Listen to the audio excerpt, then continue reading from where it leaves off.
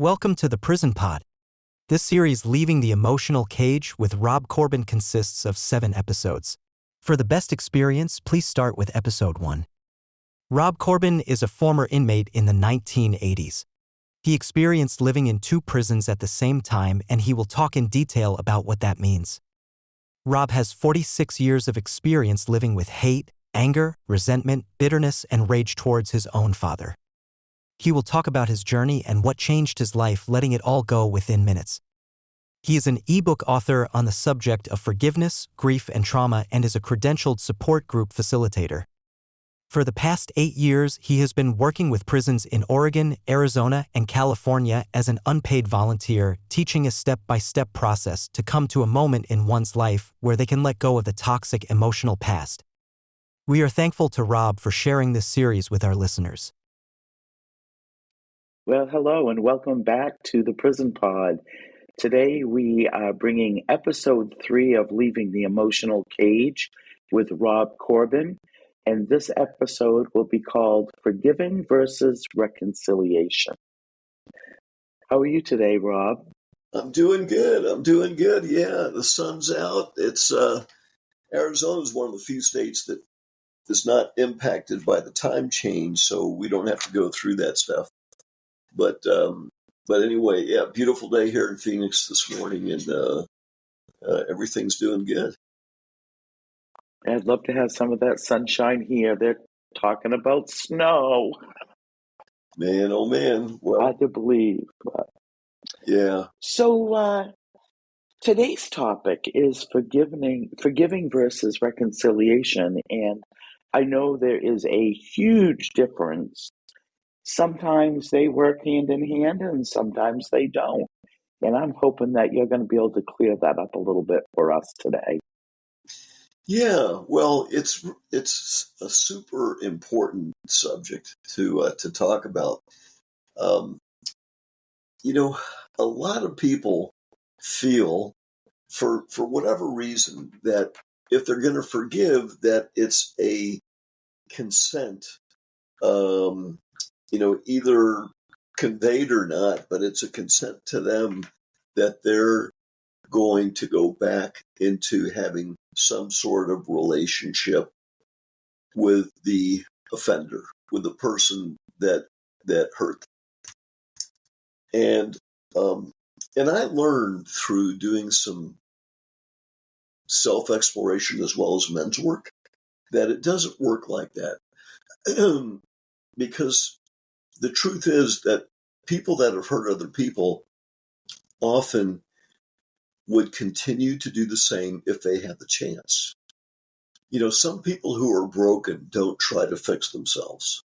Some people who are broken and live with the desire to use others as a way to vent their own emotional stuff. And the way that they vent is with anger and with trying to get other people to hold on to their emotional stuff. There is something that we need to do, which is called self-love and self-care. We have to take care of ourselves. And in order to take care of ourselves emotionally, we have to create boundaries in our life. And sometimes that boundary requires us to change the relationship that we had with that person now that we've forgiven them. And to allow ourselves to go back into that relationship to some degree. The truth is, Valerie, in my judgment, is that that's not necessarily true. We don't have to put ourselves in a vulnerable position going forward in a relationship that I'm going to label with the word destructive, a relationship that's harmful. And so, this is an important topic here because the truth is that we do not have to subject ourselves to being hurt again. And the solution to that sometimes requires us to have a distant relationship or no relationship at all with that person. It's sort of like, going back into the fire. If someone hasn't changed, if the person who harmed you hasn't changed, and their continued actions would result in harm, we have to make a very tough decision. And that is that, are we willing to pay the price by going back into that relationship or not? Forgiving is a separate deed. Forgiving is being at peace with the past, but forgiving is not opening the door for further harm. So we need to forgive, but at the same time, we need to have a conversation with ourselves that, do we want to go back into a harmful relationship, or do we want to create boundaries in our life that are going to protect us emotionally? And the other thing I want to add on to this, and I know I'm talking a lot right now, but the other thing I want to add on is that it's a very, very tough decision that we need to make, and regardless if they're family or not, it doesn't matter. In many cases, the harm is done by family members. And, we mentioned in an earlier episode that, blood is thicker than water. Well, you know what? In scientific terms, yes. But in terms of, the fact that we have to have a relationship or a certain kind of relationship with other people because they're family, my judgment is no, we don't. It's all about self-care and self-love. So family or not, we need to make a decision. How important is it that we protect ourselves from further harm? And so that's the difference between reconciliation and forgiving. Forgiving always needs to be done. Reconciliation is based upon an individual decision of, are we willing to open the door for potentially being harmed in the future?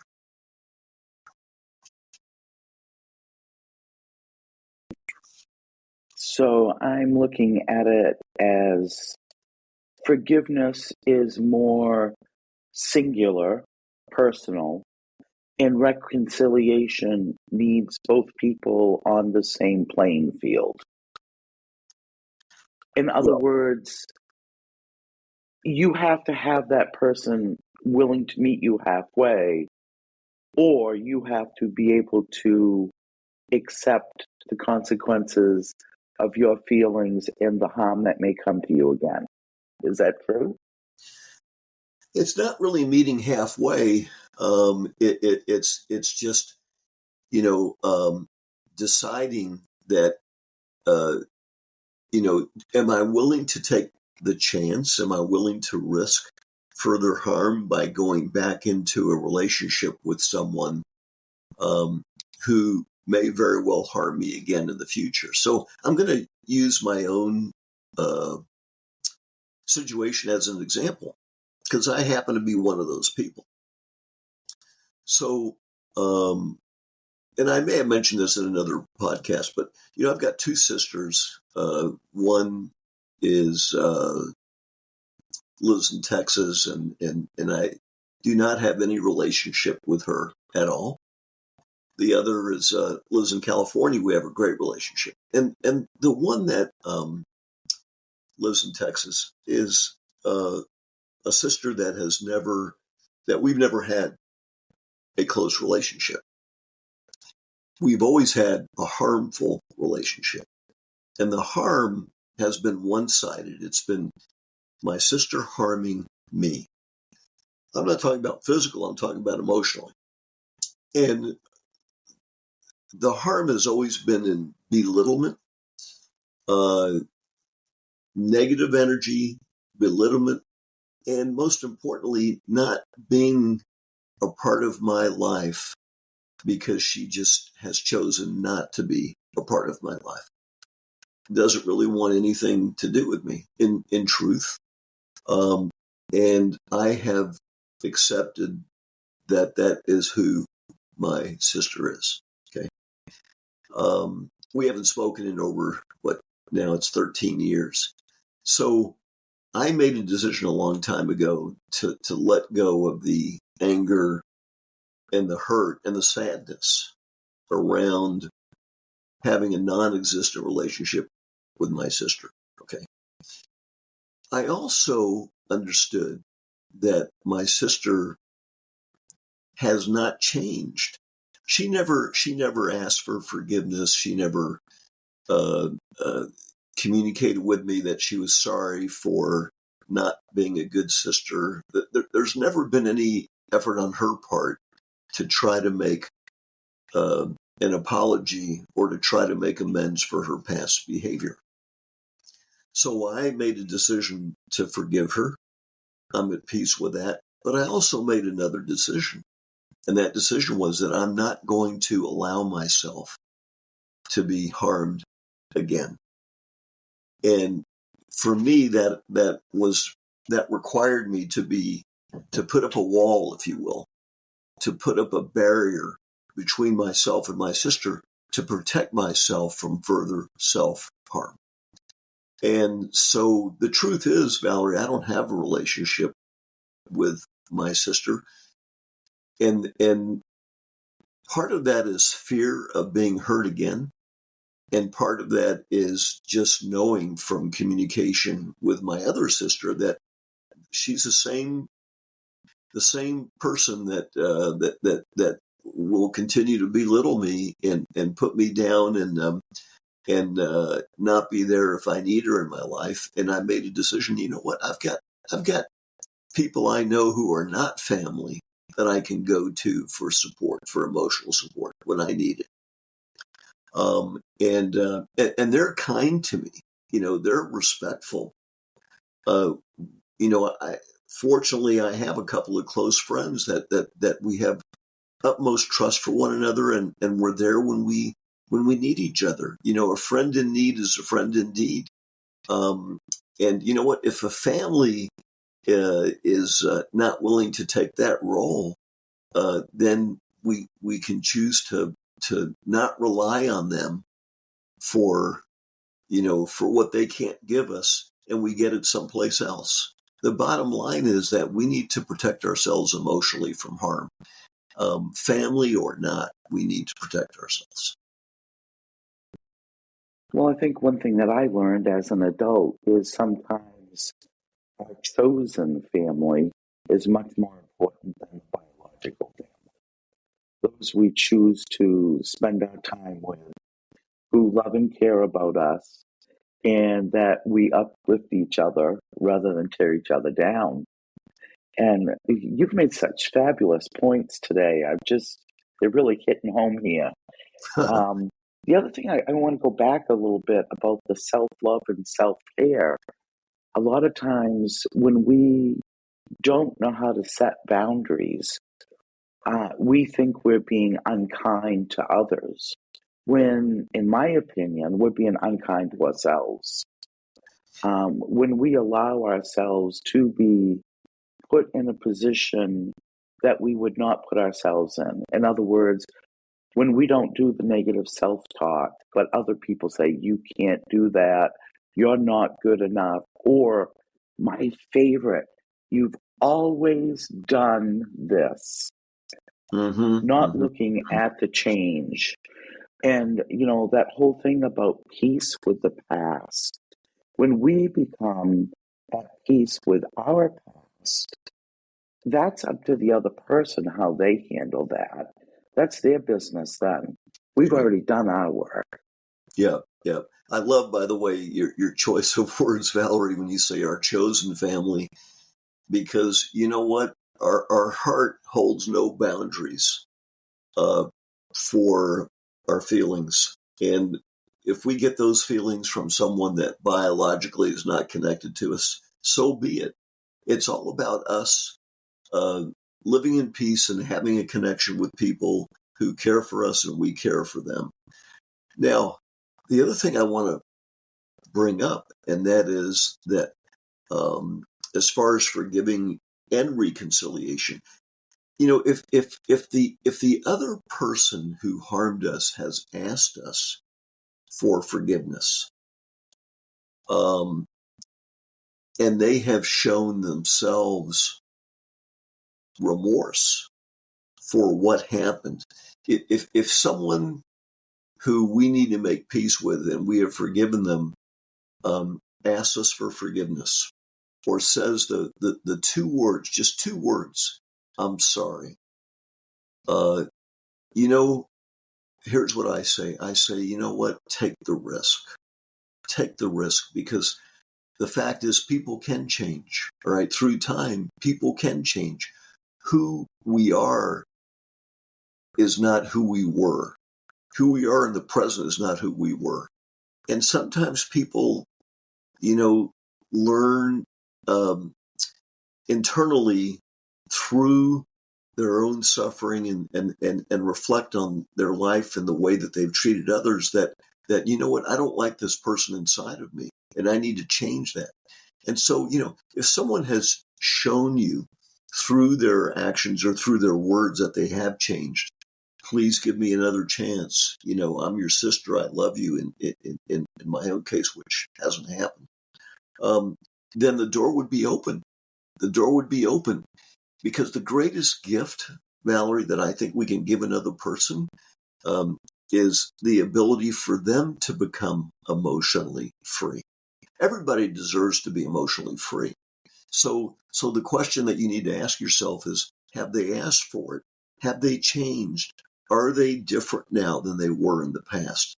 And so, it's a second chance is deserving to those who have asked for it. I think that's the mantra that is so important, is do they deserve it? Have they asked for it? And if they have, they deserve a second chance.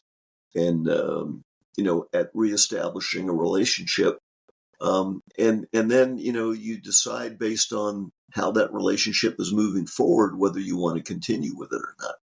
The beautiful thing about making decisions, we have the ability to make decisions. Do we want to continue this relationship or not?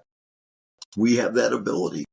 And I think first and foremost goes back to the word self-love and self-care.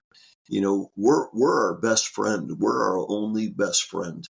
We have to take care of ourselves as an individual, and living with emotional freedom is part of the responsibility on us, and the us being emotionally free comes along with some decisions that we have to make.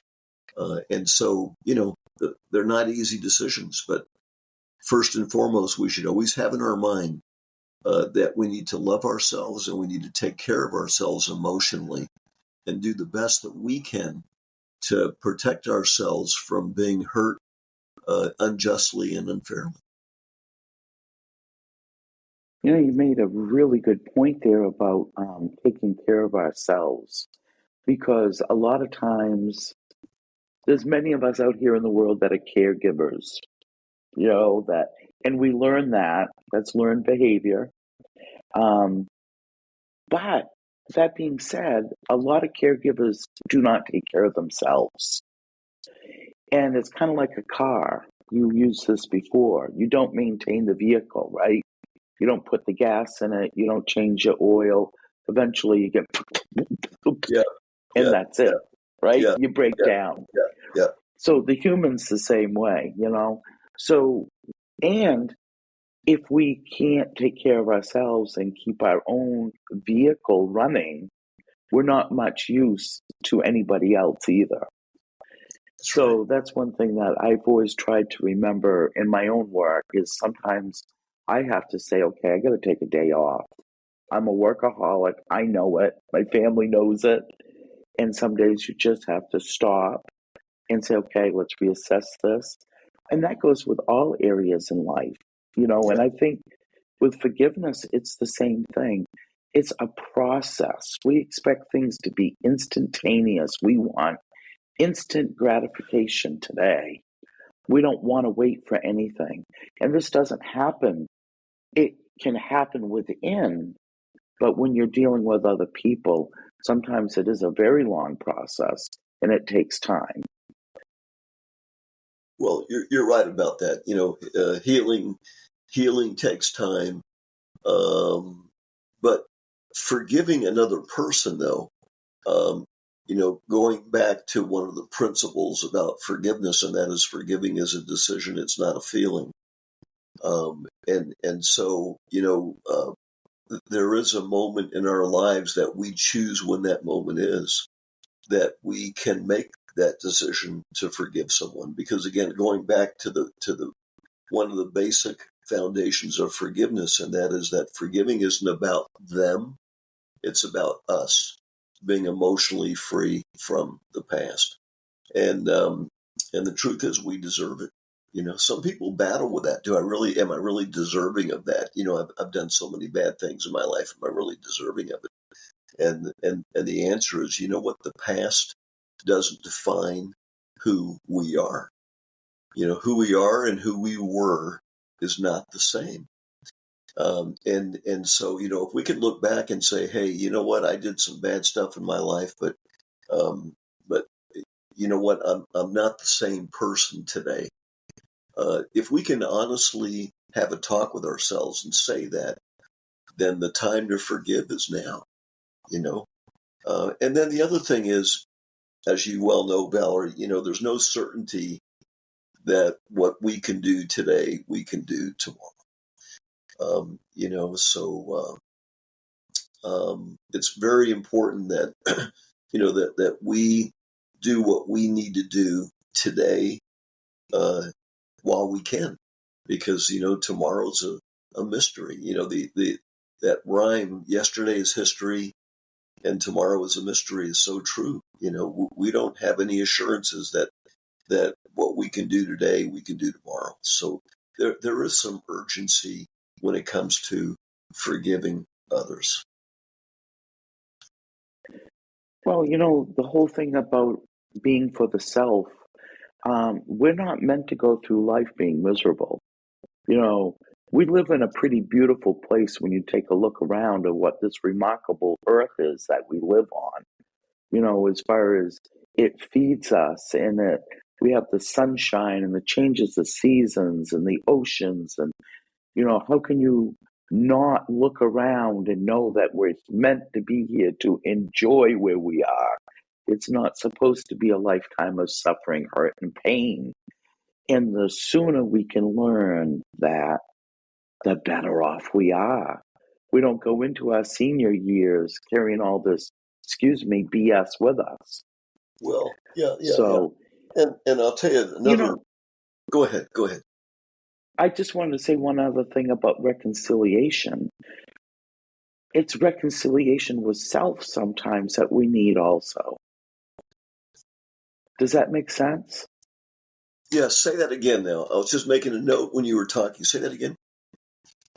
Okay, so a lot of times when we're coming down to forgiveness and reconciliation, it comes down to reconciliation with the self. To be able to forgive that person that Right. you used to be, and to be able to accept the new person you're becoming, and to work with those tools to heal thyself. Right. I want to ask you a question on the tablets that people who are incarcerated have to be able to communicate with on the outside. Is that going on in your state as well, and with the prisons that you work with? Is that everybody has a tablet and they can communicate with with family and friends on their tablet by text, and there's video as well? Is that go on? So in Maine, they do have the tablets here, and I think it's in most of the facilities. I don't know that it's all. And some of them have video visits and some do not. Yeah. I know Maryland has them. but they don't get the podcast. I see. North Carolina does get the podcast. Tennessee gets it. California gets it. And it's going on a new platform, which I'm not free to talk about yet, but it will be available in other states. I just don't know where yet. Okay. So it depends on different places.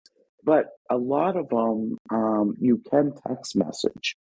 So Right. if there's, And as then long and as then you have also somebody's name, you can the phone calls, right? It also allows you to have phone calls whenever you choose with your family and friends. they have limits. They have certain times that they can do them. Okay. And some of them, and they're different. Some of them they can do video calls, Okay. and some of it has to be a video visit. But the visits are free, and they charge them for the calls, Right. which Right. I is know on my end, I think it's a nickel to communicate with someone. And I don't know what they charge on messages coming to me, but the reason that I was asking you about that is because um, there's a double-edged sword, and I've also heard this from men who are incarcerated as well about having these tablets, and that is that it draws them into a world on the outside when they don't have the ability to be on the outside. And it can be a double-edged sword in that it first of all it gives them a yearning to want to be on the outside, but the other thing is that it can play havoc on us emotionally because we're drawn in to what's going on um, with our friends and family emotionally on the outside world that's not always pleasant. And the fact is we have no control over where we're at least for the time being during our incarceration. We have no control over that. So, we have to be mindful of the fact that when we're communicating with those on the outside, when it comes to us being emotionally free, we need to be sensitive to the fact that in order for us to maintain that freedom, that we have to, understand a very basic fundamental truth, and that is that we have no control over what goes on beyond the fence, beyond the wall. And that's, it's a tough pill to swallow when we're on the inside and we're communicating with those on the outside who are sharing with us their own stuff, the good, the bad, and the ugly, that can affect us emotionally. And so we need to be mindful of that. I mean, I think at the end of the day that there's a lot more benefits. There's a lot more advantages to us emotionally by having the tablets and having that way of communicating with our friends and family than not. But we still need to not allow ourselves to be drawn into chaos or negative energy that's occurring within our circle of family and friends uh, for the sole purpose of maintaining that emotional freedom. And so it's just something that I wanted to bring up in our interview today, is that we need to be careful and remind ourselves often that we have no control over what happens on the outside, and that we need to emotionally, you know, get through this period of time in our lives, that we maintain that emotional freedom and not allow a lot of outside influence to affect that. you brought up some really good points that I hadn't really thought about because of the tablets, you can have daily contact with your families through text messaging, and you might be talking about just normal everyday stuff. The car broke down, the kids are sick, and you don't really think. I'm talking about us on the outside. We don't really think about how that affects somebody inside who has absolutely no control and no way of helping us other than to give you a shoulder to cry on, which really, when we look at it, those of us outside should not be doing that, you know. Right. And that's one of those things that people that are listening on the outside need to be aware of, the pressure that is put on your friends and loved ones when you are talking about that. They understand life is not a bowl of cherries all the time, but they don't need any more on their plate. And I often hear from people that I talk with that are inside that they say, well, gee, I didn't hear from you for a week. Are you okay? And you don't want to say, oh, well, my dog died and I was sick. And Right. you don't want to bring that to them, you know? Yeah. So those Yeah. are things that we need to be mindful about sometimes, the words we choose and who we speak them to and where they are at that moment. Right. Yeah, absolutely. And the other thing that I think it would be, very helpful for those on the inside, and that is to, when you have a talk with someone, a family or a friend, and you have a feeling of love with that person, always convey it. Always convey that. Tell someone if you love them. Don't hold back on that. Tell someone if you love them that you do love them. Expect nothing in return, because you might not, it might not be as easy for them as it is for you to be able to convey those feelings. Not everybody openly shares their feelings. Some people, for whatever reason, are not comfortable sharing feelings, especially when it comes to feelings of affection. But never let that prevent you from sharing your feelings of how you feel about another person. It's I think it's therapeutic for us to be emotionally clear on our communication when we're talking to others. Um, and so I just wanted to kind of add that as a caveat to this conversation when we're talking to other people, to be to always end the conversation on a note of thankfulness and gratitude, and if you love that person, let them know that you love them when you conclude that conversation.